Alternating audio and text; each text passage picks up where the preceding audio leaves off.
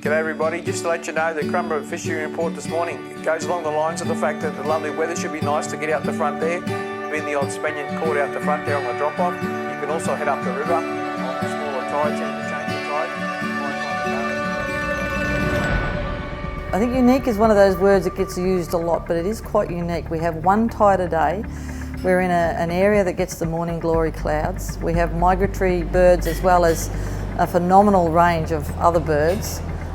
The marine life and the marine landscape is just wonderful.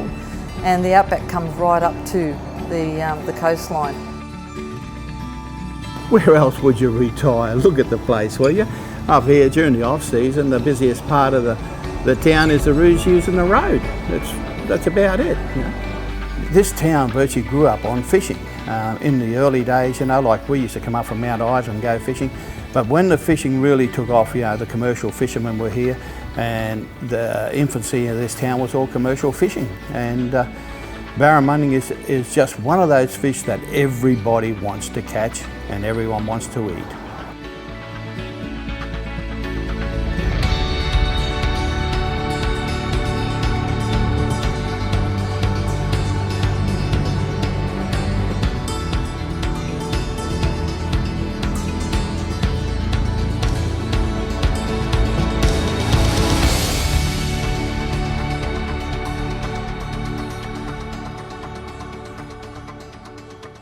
I came to the Gulf in the late 60s to work on the Weeper Channel. There's only one or two people who've been here longer than me. And then I was building actually a charter boat at the time where I saw what was happening in the Gulf with the prawns, so we converted it into a prawn trawler. Full-on work. We used to work the whole year round, not like nowadays where they've got 2 seasons. Only time we came home in those days was if something broke or you were full of prawns and had to get rid of them. You know, there were a couple of hundred boats in the Gulf in those days. It was pretty full on. And everyone worked hard and played hard. So anyway, we came to Karumba, then we parked the old truck on the beach.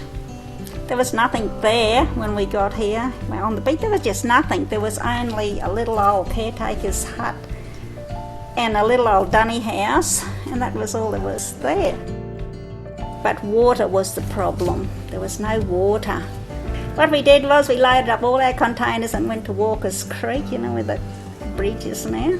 And it had water there, so we filled all that up, all our containers up with water from there. I'm a local Kuchar man from the Gulf of Carpentaria. My traditional country runs from the Norman River to the Staten River, north to the Staten River. I enjoy my fishing, that's how I unwind. On weekends, usually with a cart and a cold ones beside me. We always joke that us blackfellas, we don't have recreational fishing, we have essential fishing, because if we don't catch anything, we starve.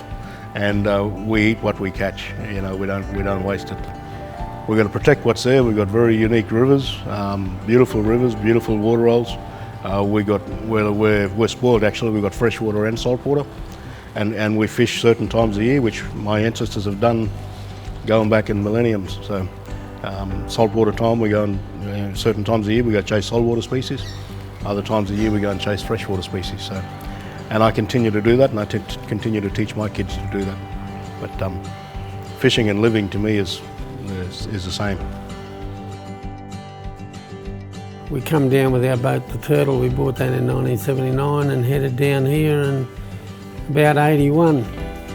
Being a fishing family, our fathers were fishermen and uncles, and we liked it because it was a fishing town. It was full-on fishing with the prawn trawlers and the barramundi fishery and offshore fishery, and everything was based around fishing. And we weren't a consolidated group at that stage. We were just a mismatch of fishermen that used to have a yarn every so often. We decided that we needed to give back, and myself and a few others decided to this concept of a restocking. The whole idea was we would just give back and grow out the fish and put them in the river.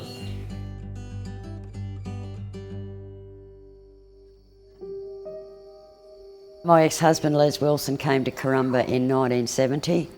Started off on a prawn boat.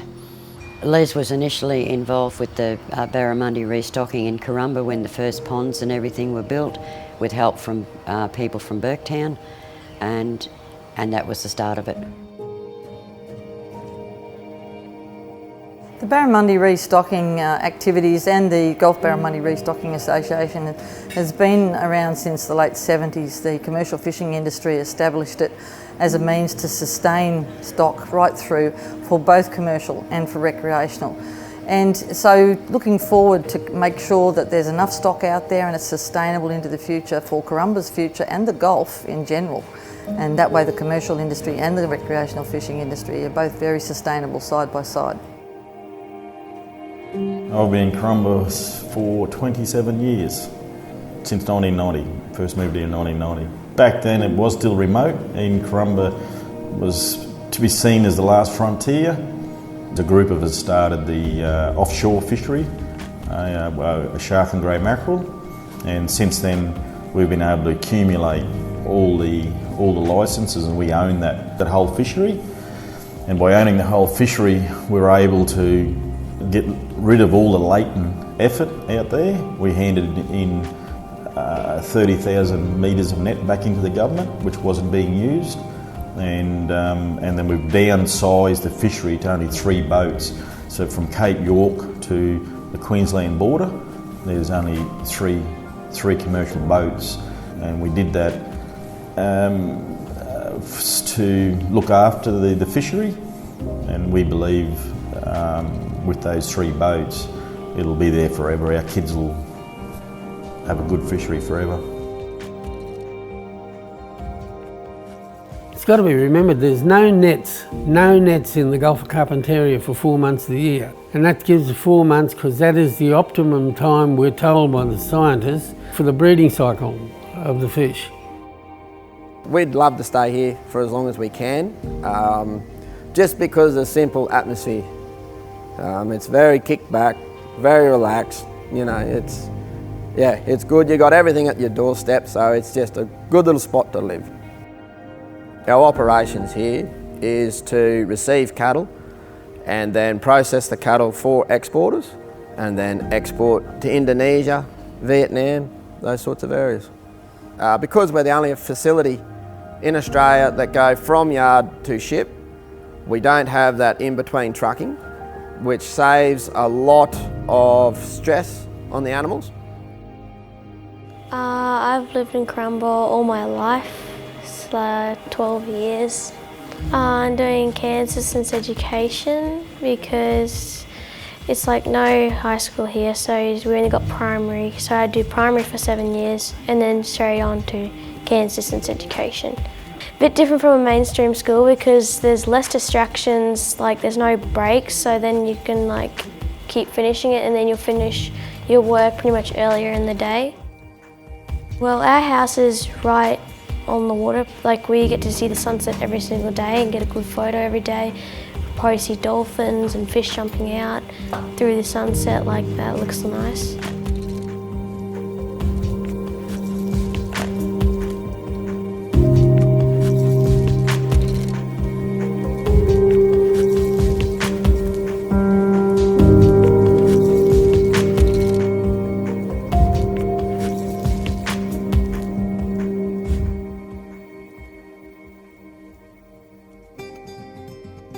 I came here 20 years ago, professional fishing, and I'd done that for 3 years, my son and I, and then we had a lot of people wanting us to take them out to have a fish, so I decided to sell my fishing licence and get my boat converted into a charter vessel, and we came back here and we've just been going stronger and stronger, and it's just growing. Karumba's growing over the 20 years quite a bit. We go looking for most of the species. Start with the barramundi, the mighty barramundi.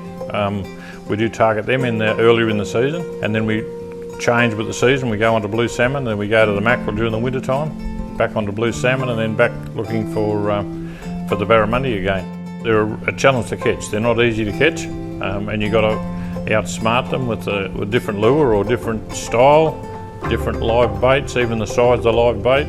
Once it was a laid-back life, now it's a bit more up-and-go life with the tourist industry going bigger and bigger. I think Karumba's got a good future, especially with the professional netting and the professional trawling. It's all very sustainable, and I think it's quite a good place.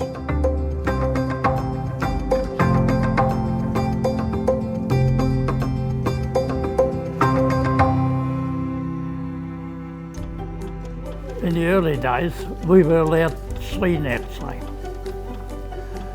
and they were caught nets. Nobody had monofilament here then. Oh, we had bad years. We had bad years in the early 70s, and you know, there was just no barra.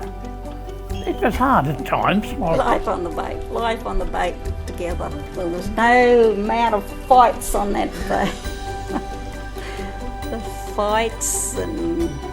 No fights. Arguing. Mind you, we had some hairy times out there, rough weather.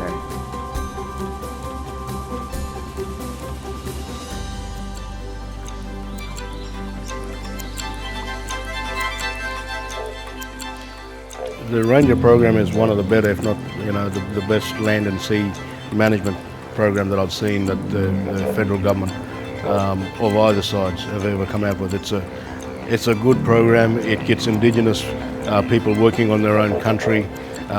It reinvigorates culture. It reinvigorates knowledge. It captures the knowledge from the elders, which can be passed down to the young people. Yeah, I work for the Carbondale Land Council. This is my 9 years working here.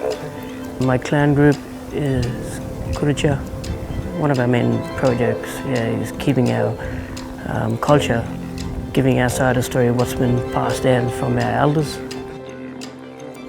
Weed control is another big thing they've done as far as keeping our country safe, particularly from invading species like mimosa, prickly acacia. You know, this country is very unique, and unfortunately, introduced weeds do flourish. I mean, you only got to look at what the cane toad's done. I prefer to go barra fishing just quietly after the wet season. Some of my favourite times fishing have been strangely from the road. As you're coming into Karumba, that grey area that you see is all tidal, and during the wet season it's all full of water and it floods, and barramundi like to get up into the grasslands to breed, and then after they're finished breeding, the little guys run around through the grass. And it is just great fun for the locals to sit out there and fish for barra in the afternoon off the road.